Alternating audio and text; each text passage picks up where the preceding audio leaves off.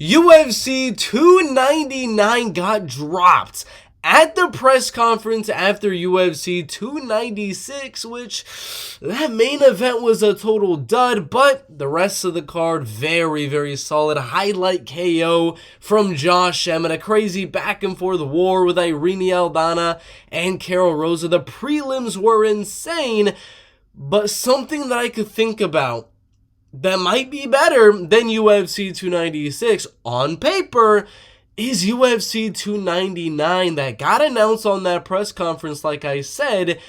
And oh my god, the fight announcements they had. They had Gilbert Burns, Jack Della Maddalena. They had Ian Gary, Jeff Neal, Piotr Jan versus Yadong Song, and Kevin Hall and Michael Venom Page added to an already very good card. So we're going to go through the bottom to the top of this card and give you my predictions, my picks, what I think's going to happen, who I think's going to win, how, and it's going to be a very good fight card. I'm going to be honest, this is looking like the best pay-per-view of 2024 already, but we already know it's one before UFC 300, so that's probably going to be even better than this, which is absolutely insane, because how in the world are you going to make a pay-per-view better than UFC 299 is? Because it's looking so good. Let's get it started with, and this is crazy, the first fight of the night. Kevin Holland versus Michael Venom Page. Michael Venom Page making his debut, long awaited indeed. His last fight was in Bellator 9 months ago with that leg kick. He landed right on like the knee area of Gotti Yamauchi, who was a grappler. He dented it.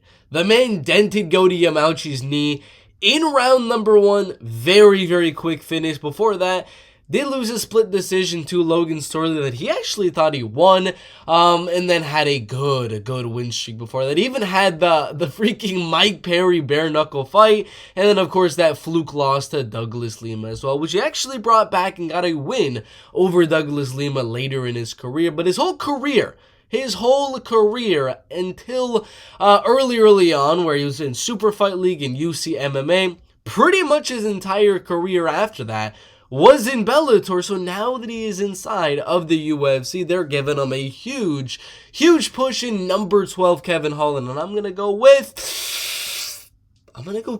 Michael Venom Page. I'm going to go Michael Venom Page to win this one. It's not a confident one at all, but how gun-shy Kevin Holland was. He really wasn't letting his hands go. In his last fight with Jack Della Maddalena, Michael Venom Page is going to have the speed advantage here. Yes, Kevin is a little bit longer there, and he's a little bit younger, but I think Michael Venom Page is just going to keep on blitzing. There's not going to be any wrestling, not going to be any grappling in this matchup. It is going to be a lot of the fast, quick, muscle fiber type of getting in, getting out moments from Michael Venom Page that are going to be what gets him the win here. Kevin Holland, if he wants to win this one, he's got to catch him with big shots coming in. And yes, he does have good power, of course, but I don't believe that power is going to play that big of an impact to where he's going to wobble Michael Venom Page early on in this fight, knock him out, whatever the case may be. I think either way, whoever wins, this is going to be a 3-round, very fun fight that goes to a decision. I think Michael's going to use that speed to get inside, land a little bit more shots than Kevin Holland in this one. A few that'll look like they're hurting Kevin Holland, but just because of how fast he's getting in there and landing them, it's going to push him back just a little bit. It's going to be a fun one. I got Michael Venom Page in the first fight of the night. I'm assuming that they're going to change that to the feature prelim or maybe even the main card on pay-per-view, because that is insane to have Michael Venom Page, Kevin Holland as first fight of the night. But that is my prediction. Karine Silva, Lauren Murphy on the prelims here. This is a ranked fighter. This is also a ranked fighter in the women's flyweight division. I'm going to pull it up just for you guys at home to remember what the rankings are, as well as myself, because I am forgetting where these two are ranked in the women's flyweight division. Lauren Murphy is at number 6. Karine Silva is at number 13. So a huge step up for Karine Silva, going all the way to almost the top 5 at women's flyweight right there. She's only 30. Lauren is only 40. Same height, a little bit of a reach advantage for Lauren Murphy. Obviously, Lauren is going to be the more of a striker here than Karine Silva. She's got some decent wrestling, decent grappling, but she does not want to go to the ground with a girl like Karine. I don't believe it's going to be this. 93% going Silva is insane. There's no reason it should be that wide of a margin. We saw Casey O'Neill, one of the up-and-coming flyweight prospects, just lose. I mean, we saw when, where was it? When, can I freaking find her? Macy Barber got her step up early in her. She got injured and lost to Roxanne Modafferi. She got another one against Alexa Grasso that she lost. These huge steps up in women's MMA. It's women's MMA. You can look so good against these younger, less good girls. Ketlin Souza is not that good. Marina Rose is solid, but there were moments in that fight that looked a little bit iffy as well. So I'm not laying all the chips on the table saying Karine Silva is going to go out there and dominate Lauren Murphy like I'm assuming a lot of people are going to say in their predictions. I do believe this is going to be 29-28, very close decision. Lauren's going to hurt her on the feet. She's going to land some good shots. She's going to get taken down. She's almost going to get submitted. She's going to get back up. Karine might gas a little bit going for that finish. I might look like Jacqueline Amorim's debut. Was it against Sam Hughes? I think I'm getting that one correct, but I think it's going to be close. I think it's going to be gritty. Lauren Murphy's going to make it a gritty fight. This is a veteran versus newcomer. I'm going to go Karine as the newcomer to win a close one. Mateusz Gamrot versus Rafael dos Anjos in the lightweight division. Gamrot's not really that old in his career right now, only 33 years old. He's only been in the UFC for, I would say, about 3 years now, since around 2020, 2021, where he did lose to Guram Kutateladze. Robbery, and then won a lot of fights. He got his payback a little bit because he got a robbery win this time over Arman Tsarukyan. Obviously, he lost to Beneil Dariush, got hit on the feet very, very well. Beneil was out striking Mateusz Gamrot, but he just wasn't able to get those takedowns. He was able to get the takedowns against Jalen Turner, and then, you know, the freak injuries happen a lot in freaking UFC Fight Night main events, but Rafael dos Anjos coming back down to the UFC's lightweight division. I don't know why he keeps freaking flip-flopping between welterweight and lightweight and welterweight and lightweight, but he's doing it again, and he's coming back down to lightweight, this time to fight Gamrot on the prelims of this pay-per-view. And Rafael dos Anjos, I have to say, if he wants to go out there and win this fight against Mateusz Gamrot, he's got to make this a barn burner war type of a fight. He's got to make it gritty. He's got to make it very, very pressuring. And he needs to eat some to land some. He needs to make this one of those fights where Gamrot's never on the front foot. He's always on the back foot. And he always has to come forward onto Mateusz Gamrot, because this is just a technical striking fight. If this was a grappling thing, they're just going to keep scrambling. They're gonna do jiu-jitsu, wrestle, grapple, ground and pound, all that type of stuff. Mateusz Gamrot is going to win. On the ground, he's slightly better than Rafael dos Anjos. On the feet, he is slightly better than Rafael dos Anjos. But when you mix in the cardio later on in the fight, when you mix in constant pressure from Rafael dos Anjos later on in the fight, I could see Rafael dos Anjos having a possibility to win round 2 and round number 3. But for the most part, I don't see that as the most likely outcome. I do believe Gamrot wins round 1, wins round 2. Dos Anjos can find a way to pour on that pressure in round 3. Maybe he wins round 3. But overall, I think Mateusz Gamrot is better everywhere. Not by a lot. It's not going to be a domination. He's slightly better in a lot of areas. And I think on the feet, he's going to outstrike him. On the ground, he's going to slightly out-scramble him, slightly out-position him, ground and pound. I don't think he's going to go for any submission attempts. Just look to control, ground and pound, and lead himself to a third win in a row, putting him right back in a title contention. Possibly one win against Charles Oliveira could do that. But this is the first champion that Mateusz Gamrot is going to be facing in the UFC. I think he gets it done. I don't think it's going to be a domination like some people are thinking, though. Good fight at 155. Katlyn Chookagian versus Macy Barber in the flyweight division. Macy's been on a roll for quite a while here. She lost that little fluky one to Roxanne. I'm forgetting what she got injured. It was her ankle or leg or knee or something. I really do not know what. She did get injured in that fight, but Obviously, they gave her a super tough draw after that against Alexa Grasso, and she lost that. That's the current champion, and then she came back after that with a robbery win against Miranda Maverick. But since then, Miranda Maverick fight, she's looked very, very promising, getting a very, very good win over Montana De La Rosa, looking good against Jessica Ai, little iffy against Andrea Lee, and then looking amazing against Amanda Ribas, getting that takedown around 2 and ground and pounding the heck out of her. And now this is a tough stylistic matchup. It is the gatekeeper of the women's flyweight division. She's beaten similar opponents that Maycee Barber has beaten as well. And she's a girl where she's always kind of in that title contention area where she has fought for the belt before. She's fought in girls that once they beat her, they fight for the belt right after that. So if she can go out there and beat Caitlin Chukagian here, she's probably going to get a title shot very, very soon after that. She's only 25 years old. Caitlin's about 10 years older than that, just like the Lauren Murphy example from earlier. But Maycee needs to land those takedowns, and Caitlin isn't a girl that's super, super easy to take down.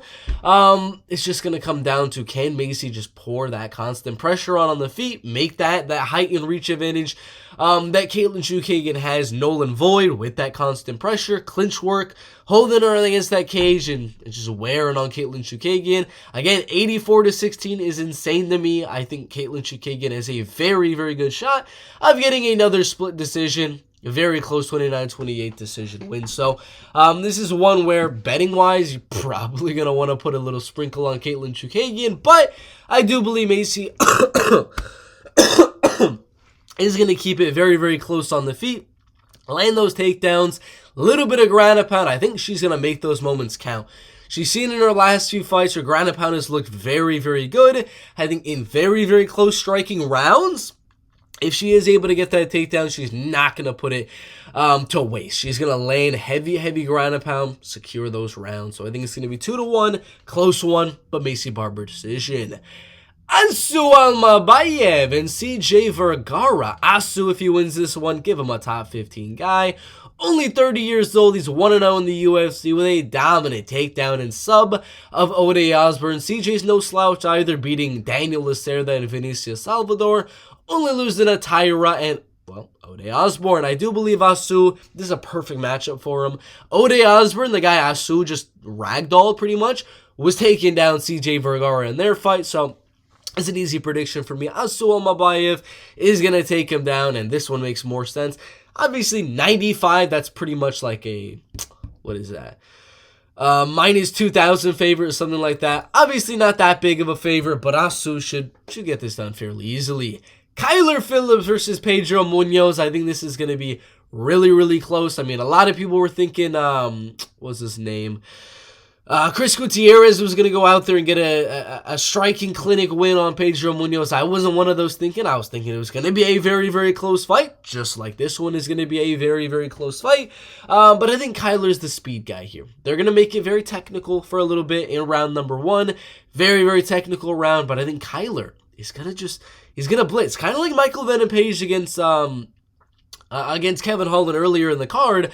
Kyler's going to use that speed as his advantage here. Stay at range, stay away from those leg kicks to Pedro Munoz, and blitz in, blitz in, blitz in. I don't think the takedowns are going to be put to much use here. I know Kyler does have some decent grappling, was able to submit Marcelo Rojo in their fight, but I don't think wrestling and grappling plays much of a part into this one. I think Kyler is able to outspeed Pedro Munoz, land some shots on the outside. He's going to eat some leg kicks there, which will be a main game plan for Pedro Munoz. But we know that's the game plan of Pedro, to limit the movement of Kyler Phillips. So Kyler's going to be defending those leg kicks religiously in this fight. Should be a fun one. I got Kyler by a close decision. Petr Yan and Yadong Song. I'm going to go Yadong Song right here. I actually believe he's going to wrestle. I do believe he's going to wrestle. I think they're going to strike for a little bit. Round 1, they're gonna feel each other out. They're going to stay at range a little bit. They're going to be a little bit tentative, but we know Petr Yan starts off a little bit slow. I think Yadong Song's going to strike with him for round number 1, land some good shots. Petr's going to land a few, but I think Yadong's going to land the more powerful shots in round number 1 due to Petr Yan just trying to figure out that time, figure out that timing. Round number 2, Petr Yan figures out his timing a little bit more. Should be winning round 2, should be winning round 3, right? No, I think Yedong Sung mixes in takedowns, mixes in wrestling, starts to wear on the gas tank like we saw Marab do in the last fight. He's not going to control him on the ground. He's just going to get those takedowns. Piotr's going to get back up, get those takedowns. Piotr's going to get back up. It's going to wear on him. It's going to wear on him. And then Yedong is going to make him... all the reads that he made in round number 1, they're going to start to deteriorate a little bit, and Yedong's going to start to outstrike Petr Yan a little bit more. And he wins round 1, wins round 2. Both of those 2 rounds are going to be within like a 1, 2, 3 strike margin. Very, very close rounds. I don't think this is going to be a super, super good fight like a lot of people are thinking until round number 3. I think round number 3 is going to be the best round of the fight because I think Yedong is going to have round 1 and round 2 is going to be close, but a lot of people are going to think Yedong wins. Some people think Yan won that round, so Yan's going to go for broke. Thinking he needs to win that round 3 or possibly get a finish. It's going to make round 3 a very good round in my opinion, but I think Yedong wins it. I think that wrestling is going to help him a lot in this fight as well. Ian Machado Gary and Jeff Neal in the welterweight division rebooked. I'm going to go Ian Machado Gary, 29-28 decision, but I think he gets rocked. I think my guy, Ian Gary, not my guy, the nutritionist guy, but not my guy, I think he's going to get rocked. In either round 1 or round number 2, knocked down, it's going to look like the end. Very, very close. Jeff Neal's going to get to finishing the fight. Ground and pounding the heck out of him. Ian's going to kind of hold on to him. He's going to use his Charles Oliveira jiu-jitsu that he learned when he went up to that gym a few weeks or a few months ago. And I think he's going to survive. It's going to happen in round 1 or round number 2. He leaves that chin out a little bit too much. Jeff Neal is very, very powerful as well. But aside from that moment, I think he's going to pick him apart. I think he's going to pick Jeff Neal apart from the outside. He somehow does not have the reach advantage over Jeff Neal when being 4 inches taller. He's just got short arms. But I think Ian Machado Gary uses that speed on the outside and just keeps landing on Jeff with the kicks. I don't think the hands are going to be what plays the biggest part here against Jeff Neal. You do not want to box with my man Jeff Neal. You want to kick. You want to leg kick. You want to land the kicks to the body, the head kicks. Set them up. Have Jeff Neal come to you and set him up. Have him eat shots as he's coming to you over and over and over again. Obviously, eventually he's going to use his hands and get caught early in round 1, early in round 2, like I said, but I think he lands those kicks at range and wins a close decision. Curtis Blades, Jailton Almeida. I've said it for a while. I don't think Jailton is going to win this fight, and I think he's going to get knocked the out. I got Curtis Blades by TKO. He's not taking down Curtis Blades. He's not submitting Curtis Blades. This fight is staying on the feet where Curtis Blades is going to knock out Jailton Almeida. We saw Curtis Blades strike in Evolution against Chris Daukaus, knocked him out a little bit there. We saw his evolution in the like 20 seconds of the Tom Aspinall fight where he landed a good shot on Tom Aspinall. Curtis Blades' striking is actually very, very solid. It's just he never really gets to show it because he's such a good wrestler, or he's fighting freaking beasts like Sergey Pavlovich where no, don't even strike with Sergey. No, don't even strike with Derek Lewis. Jailton Almeida, by all means, Curtis Blades, strike with Jailton Almeida, where he's a much better striker than Jailton. Jailton really is not that good of a striker. He's got his front kick, maybe a jab, which I don't know. We haven't seen him strike. But I got Curtis Blades. I think he's going to catch him. I think he's going to go for so many takedowns. Jailton's going to keep shooting, keep failing. He's going to get knocked out. Curtis Blades, TKO, round 1, round 2. Gilbert Burns, Jack Della Maddalena. I'm going to go with Jack Della Maddalena by a 29-28 split decision here. I think he's going to knock down Gilbert Burns at one point in this fight. But I think this one is also going to be where Gilbert Burns almost submits Jack Della Maddalena at some point in this fight. Takes him down, elbows him, ground and pounds him, gets his back, almost submits him. Jack Della in another one of the rounds hurts him on the feet, knocks him down, lets him back up, and he clears the cobwebs a little bit. And then those are going to be 2 of the rounds. And one of the rounds is going to be round 3. Very, very close round. It's going to be a close back and forth fight that there's a very good possibility of a finish here. I'm not super sold on a decision either way because Gilbert could easily go out there and get a submission with all the Jack Della Maddalena mistakes that he does make on the ground, like we saw in the Basile Hafez fight. It's a good shot he gets a submission. Good shot Jack TKO's Gilbert. If Usman's knocking him out with a jab, that could be a testament to his knockout power. Jack Della Maddalena has super solid knockout power as well, so we shall see. I got to go on either way. Very close fight. I'm going to go Jack by decision. Marlon Chito Vera versus Sugar Sean O'Malley at bantamweight. I'm going to go with Sugar Sean to win this one by decision. Nobody's finishing Marlon Chito Vera. I'm just gonna say that right now. He's taller, he's lengthier, and he's the better striker. And he's not gonna go out there and take down Sugar Sean. Aljamain Sterling wasn't able to, and Marlon has been getting out wrestled a few fights in a row in the past. I think he's gonna be coming forward on Sean, but not marauding forward, because he does not want to get caught with what Aljo just got caught with. So he's going to be coming forward slowly, trying to come in, and he's just going to keep eating jabs, eating kicks at range, front kicks, teeps to the body. He's going to eat leg kicks, he's going to eat jabs, he's going to eat 1-2s, and if he does decide to come in that range to take one, to land one, yeah, he might have some success. But he's definitely going to eat something big when he does come in, like we saw Aljo do in the last fight. It's going to be close. Marlon will have his moments. He might win a round, might win 2 rounds. Coming in, landing some big shots on Sean O'Malley. Maybe he rocks Sean O'Malley. I don't know. It's going to be a close fight, but I got Sean O'Malley by decision. That is UFC 299. Very early full card prediction. 11 fights booked so far for Miami, Florida, United States UFC pay-per-view. Bantamweight title fight. No idea what the co-main event is going to be, but we got a former opponent of both. Petr Yan, we got Yadong Song, we got Kyler Phillip, we got Pedro Munoz. We got a lot of bantamweights on this card as well, a lot of welterweights on this card as well, and a lot of flyweights on this card as well. Should be a good one. Make sure to like and subscribe. Put your predictions down below. I can't wait for this card. God damn, it's stacked. It is stacked.